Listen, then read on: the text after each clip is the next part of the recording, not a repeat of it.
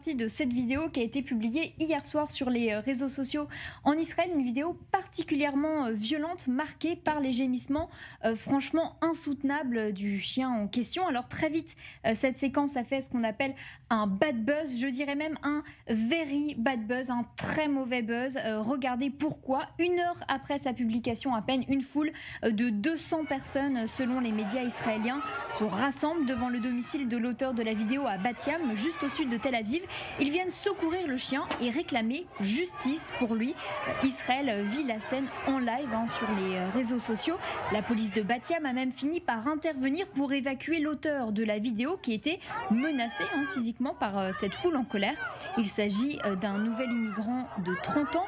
Finalement, l'homme est évacué par la police, par une fenêtre à l'arrière de son immeuble. Regardez, c'est digne d'une véritable opération exfiltration.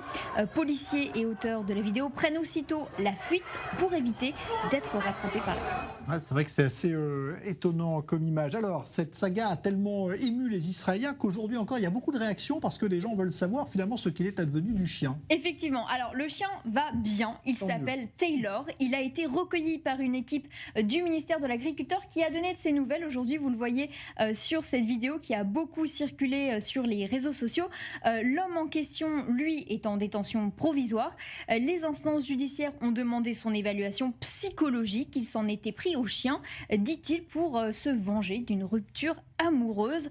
En tout cas, aujourd'hui encore sur Twitter, les réactions ont été très nombreuses, notamment pour saluer, pour féliciter les habitants de Bat Yam pour leur mobilisation, un mouvement auquel se sont joints de nombreuses personnalités politiques, comme par exemple Zvi Osser, député de la Knesset, qui poste cette vidéo, donc un message accompagné d'une vidéo aux côtés de son chien Nina. Alors, il salue justement la mobilisation des habitants à Bat Yam et il dit d'ailleurs qu'il a l'intention de proposer une modification législative pour que désormais les auteurs de violences envers les animaux paient des amendes qui seront reversées aux organisations de la protection animale.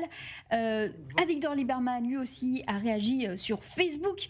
Il dit que son parti a présenté aujourd'hui un projet de loi pour renforcer les sanctions envers les agresseurs d'animaux. Et puis en fin de journée, Benyamin Netanyahou, le Premier ministre israélien, a lui aussi réagi, cette fois carrément via un communiqué officiel. Alors il déclare qu'il est impossible de ne pas être choqué par ces images et que son but examinera la question de l'application de la loi sur la cruauté envers les animaux. Il faut dire qu'en plus de l'écho national de cette affaire, le Premier ministre est aussi sous la pression d'un certain Yair Netanyahou, son fils, et oui, qui lui aussi a réagi et s'est mobilisé sur Instagram et qui est un fervent défenseur de la cause animale. Voilà, c'est le chien des Netanyahou, d'ailleurs, qu'on voit